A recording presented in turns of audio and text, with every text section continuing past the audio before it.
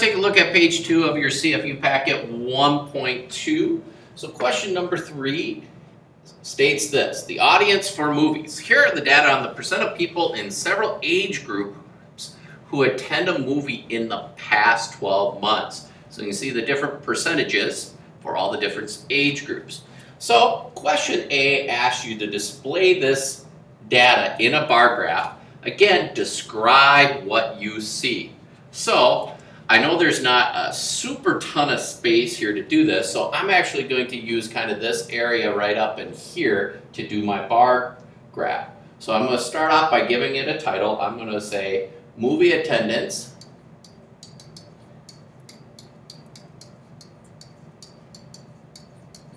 by age. So I got my title. So now I'm going to draw myself a nice bar, or I'm sorry, a nice axis.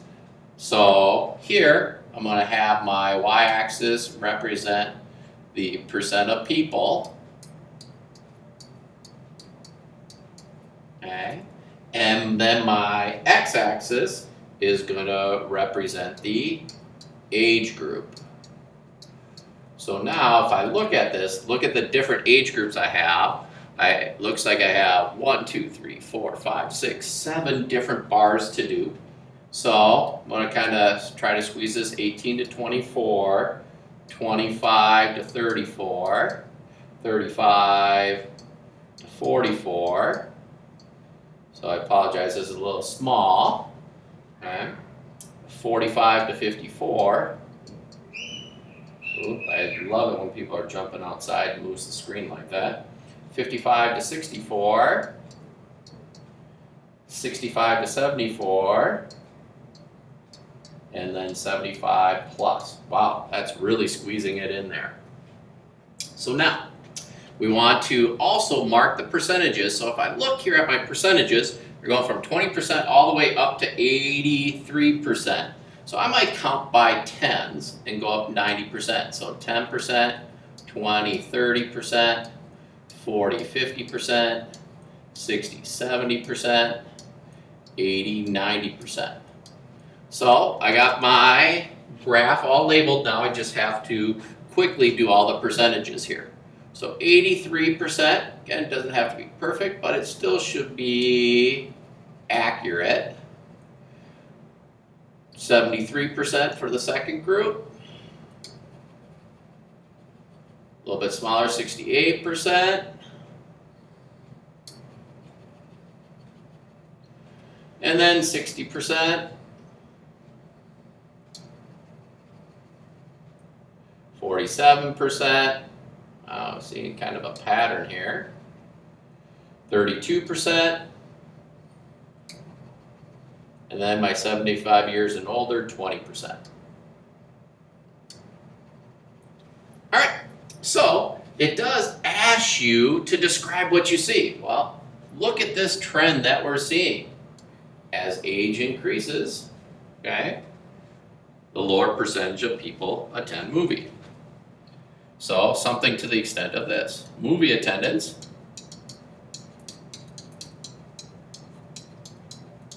seems to drop off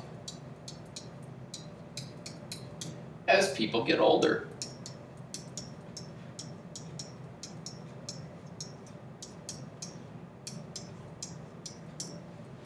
All right, so now question B, okay? We had this question on the previous page. Great question.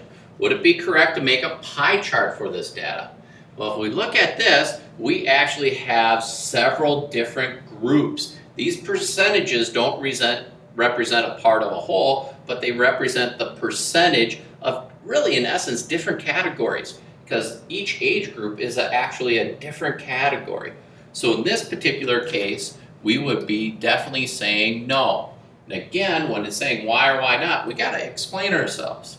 So we would say something maybe to the extent that the given percents represent fractions of different age groups.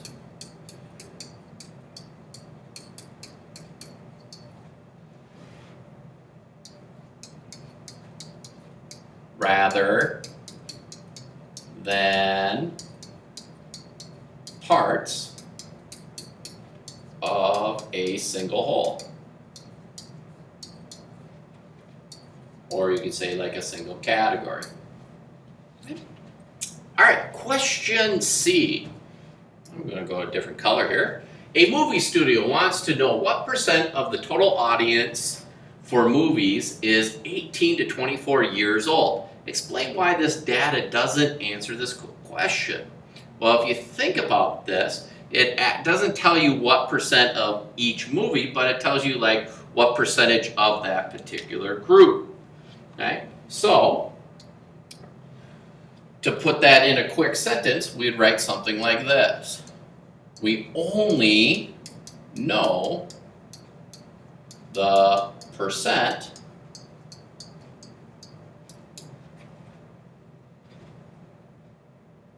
of people who attended it, but we would know,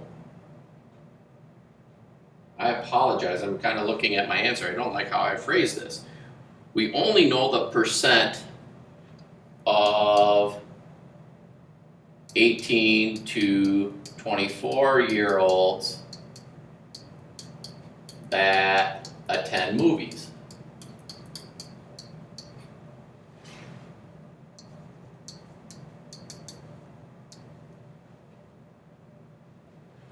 Okay, we would need to know how many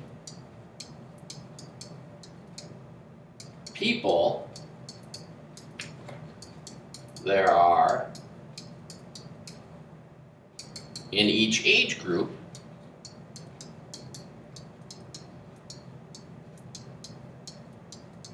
in order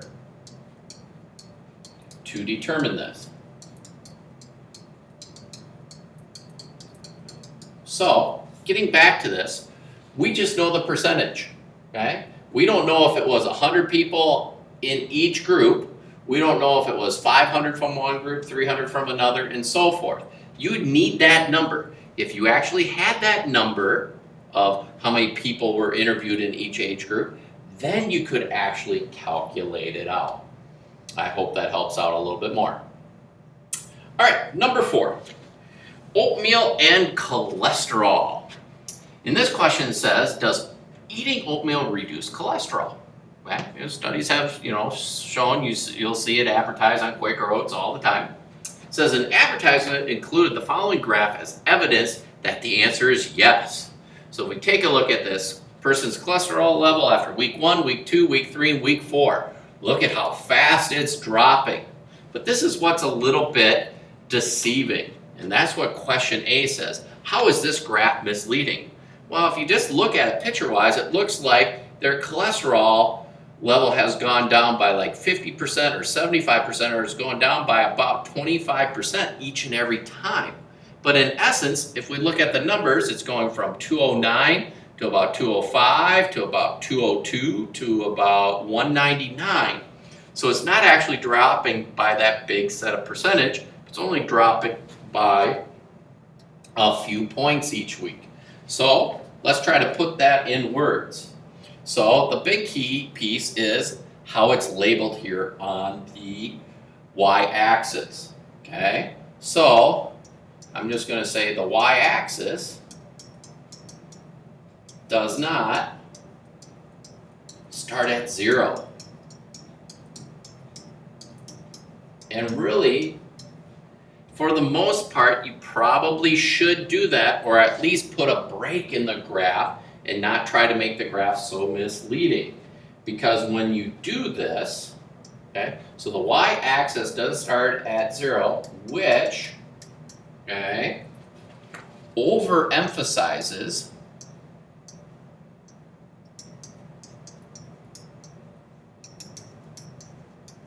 the difference, or the differences,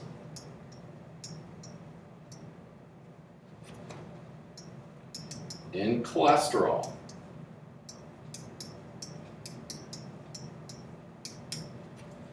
So for instance, from week 1 to week 3, it looks like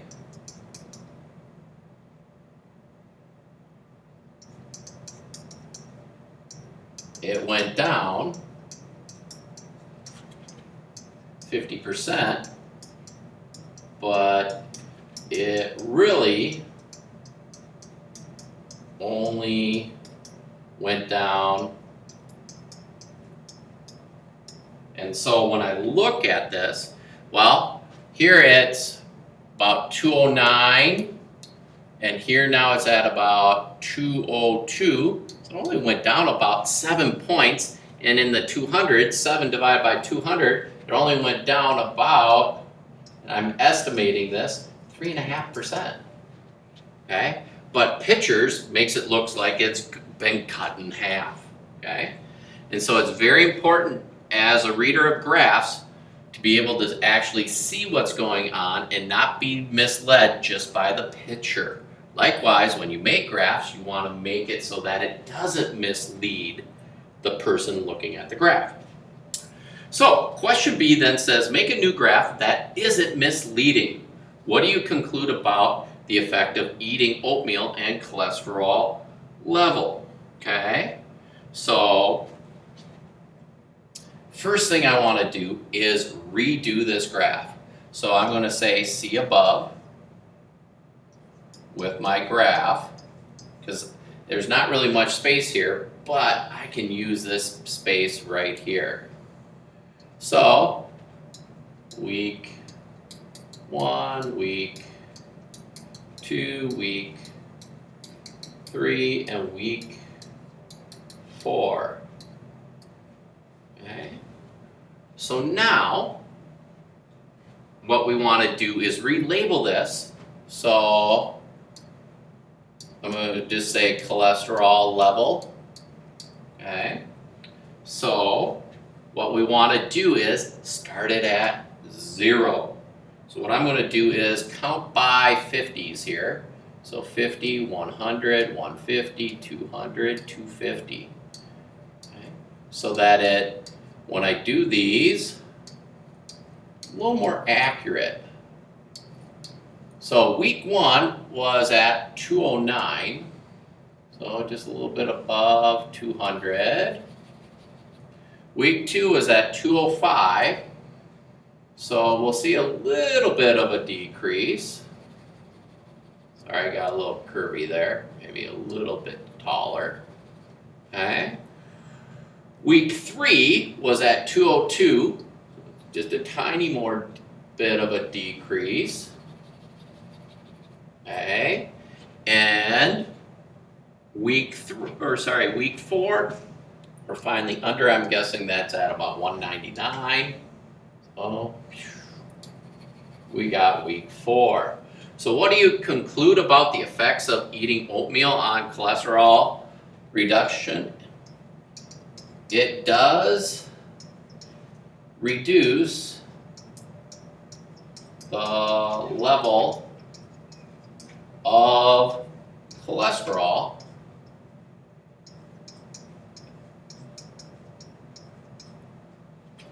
but only by a couple percent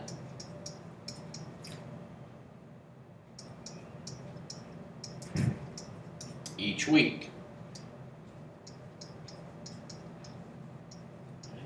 So it's really only reducing it by probably about 2% each week, while this graph makes it look like it's being reduced by 25% each week. All right, that ends CFU 1.2.